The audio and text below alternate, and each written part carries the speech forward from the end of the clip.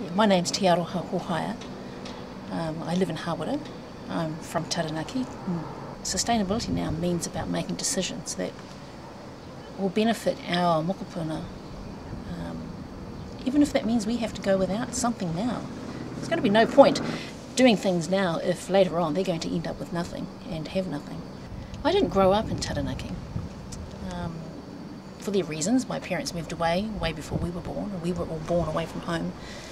But even though we lived in the Waikato, my mum made it very clear that Taranaki was our tupuna, he was our koro, and that was what was important.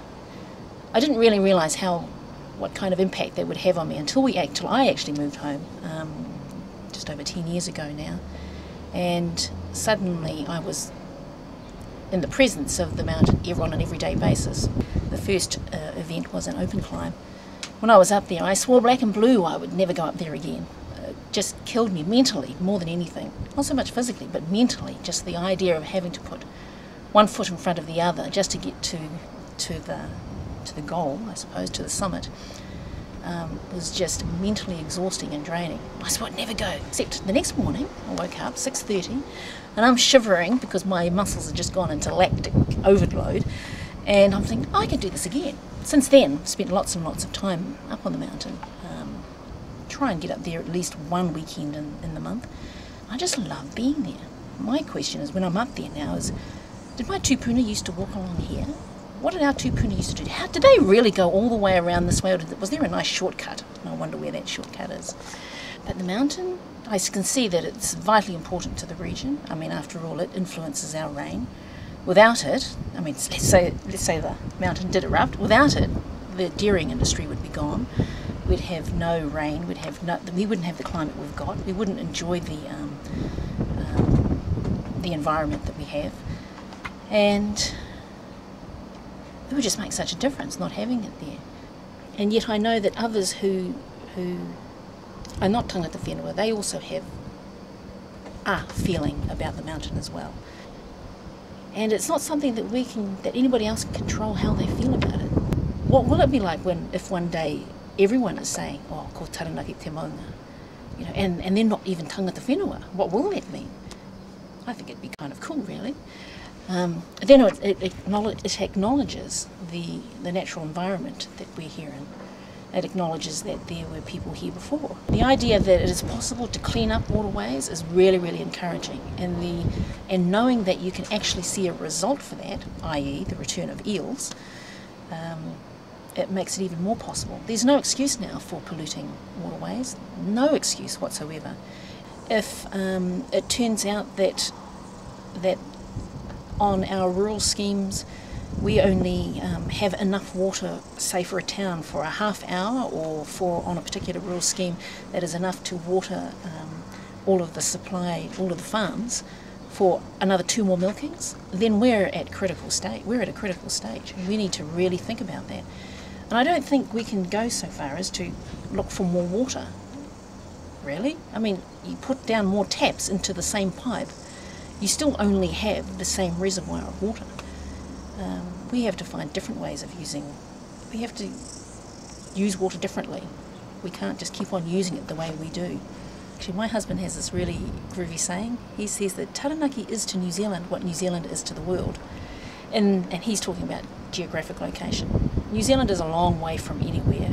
The big thing that gets us is our transport costs, getting stuff from New Zealand to the rest of the world. So we have to find a way to reduce the geographic distance, or the perceived distance. And I think that the only way we can do that is as if we actually take advantage of services that can be delivered via the internet. Because we're geographically isolated, we need to create something that makes that distance shorter, and the internet does that for us. We can't go on with the energy sources that we've got now, especially coal. Can't have coal. And as our water supply gets more and more uncertain, that makes hydro generation a little bit iffy. It's great that the middle of the country have got access to the geothermal fields, but we just might have to find a way to have safe nuclear energy.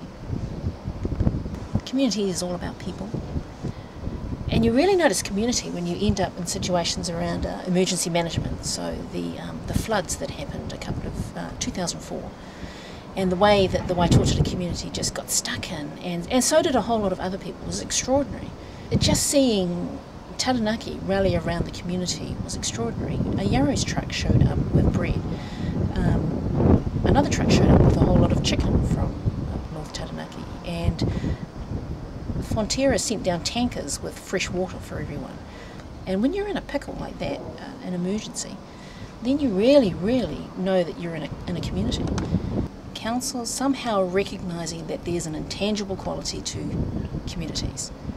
Rather than thinking about the economic costs of some project that's going to go in, to also properly, not just lip service, but actually give regard to the intangible important things in the community. The sense of place, the sense of community, the well-being of the environment, even if it means at the expense of some economic benefit, even if it means at the expense of jobs, I think. Because otherwise you end up selling your soul. And what's the point of that? Yes, our parks and reserves are important because they're green space. Everybody needs somewhere green to put their feet. Being out in the and I find this when I go to the mountain when I'm up there, it restores the soul. I don't know why, but it just does.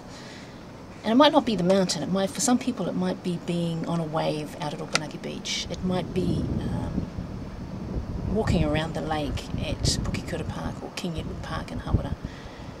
It's just good for the soul.